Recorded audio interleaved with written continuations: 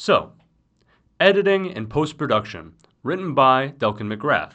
This book was released on August 29, 2001, and is a culmination of interviews with some of the most well-known and skilled film editors at the time. Each interview has the said editors talking about how they got into editing, the films they worked on, their opinions on editing, as well as their process. A lot of it is editors complaining about the digital age, but that's less important. Some of these editors started working on editing in like the 1920s, so I'd be pretty pissed too if I had to learn some tech gizmo to do my job as well. Anyways, this book covers 15 editors, including the author. So I decided I would talk about the 3 editors I found the most interesting with a bit of bias on that. The first editor I wanted to talk about was the author himself, since, it is his book, even if his name isn't on the front for some reason.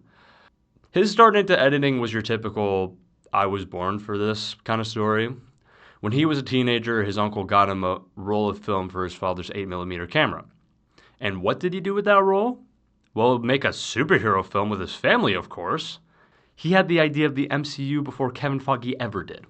He submitted it for a competition and they told him it was shit. Which is kind of mean to tell a 13-year-old who wants to have a hobby. Thankfully, that comment didn't discourage him, and he later worked as an assistant editor. He even directed a few films that, personally, I've never heard of, but I'm glad that he got to direct something. Before he talked about himself in the book, he went over a bunch of aspects of editing. Most of it, to be honest, was like history stuff, like how the French New Wave technically invented the jump cut, and how the first ever films had no cuts at all. Like, yeah, no shit, man. The first films were like 5 seconds long. If you cut those, you lose like half the film. What I found the most interesting out of all of his points, though, was what he said right in the beginning of the book. Having read this book, perhaps you will notice every cut or visual effect next time you are in the cinema. With me wanting to specialize in editing and even just being in film school for the past 3 years, this comment resonated with me. Because while I do still love movies with all of my heart, it's not quite the same as it used to be. I'm always wondering about the creative decisions behind every shot and how it can be improved when I'm watching a movie. To be honest, it's kind of exhausting at times. Although I will say knowing more about film doesn't ruin films for me. I can still sit down with my family and watch a decent film. Maybe as time goes on, I'll start to hate films more and more until I literally can't watch anything that I don't consider an absolute masterpiece. But hey, until then, I'll keep watching cheap shark movies on Tubi.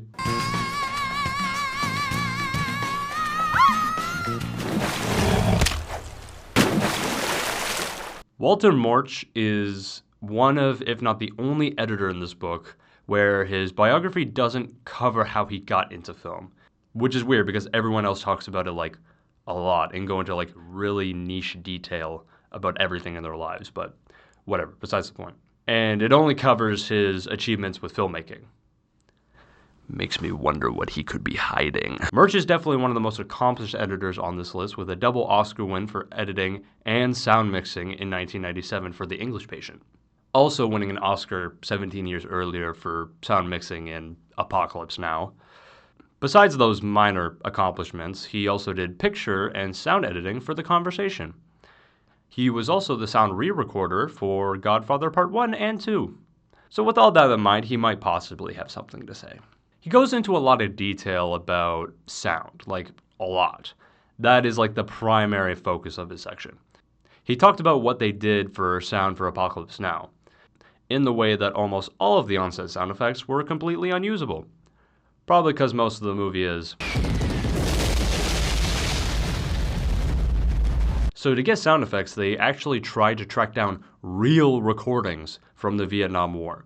They needed to make sure they were genuine Vietnam War sounds, because if they used different sounds from different wars, the weapons and explosions just wouldn't line up with the time period. For the helicopter sounds, they contacted the US Coast Guard and asked if they could provide any helicopter sounds. So they just got to go to the helicopter training and record real sounds of helicopters. The only thing they didn't mention was whether the helicopters were ones they actually used at the Vietnam War, because if they weren't, then the film is just completely unwatchable. Other than the very impressive resume, there was another reason I really wanted to talk about this editor. In the beginning of his interview, he expressed the fact that cutting in film only started when he was attempted in the film Robbery of a Train. Not particularly interesting on surface level, But then he talks about the fact that nothing in human history has ever prepared us for changing perspectives. As humans, we live every day through around a 16-hour continuous shot. So it's strange that the second a film cuts to a different perspective, we don't puke our guts out in the theater. So why doesn't this happen? Well, Munch proposed that we actually have experienced something along the lines of cutting perspectives. He says our dreams have something to do with it. What he proposes is that due to the chaotic and irregular narrative of dreams, it makes it so cuts in films don't seem so jarring to us. For example, let's say you're dreaming and you're in the jungle trying to get an oversized lollipop to your childhood dog. Now, out of nowhere, you're on top of an iceberg. Unless you have aphantasia and don't dream, almost all of us have experienced something like that. When I was reading this theory for the first time, my mind was absolutely blown. It just makes total complete sense. It honestly makes me wonder what other things could possibly be attributed to dreams. When I said I was biased at the beginning of this is what I meant. Paul Hirsch originally went to school to be an architect, but after a photographic essay for school, he decided to have a change of career paths. He edited a few films you probably heard of, and also the more niche film he helped edit. He also did some of my other favorite films of all time, so needless to say, Hirsch is a pretty impressive editor. He talked a lot about technical editing, not in the way of numbers like you're probably thinking, more about technical feel, which is very different. He talked about stuff like when editing a scene, you should make it as simple as possible. The actual trick is knowing when a scene gets too simple or too complicated, which speaks a lot because I feel like modern editing tries so hard to be so overly complicated nowadays. If you look at a lot of films now, they are so unbelievably desperate to keep your attention with all the flashy editing they try and do. But at least for me, that just makes me less interested in what the film has to say.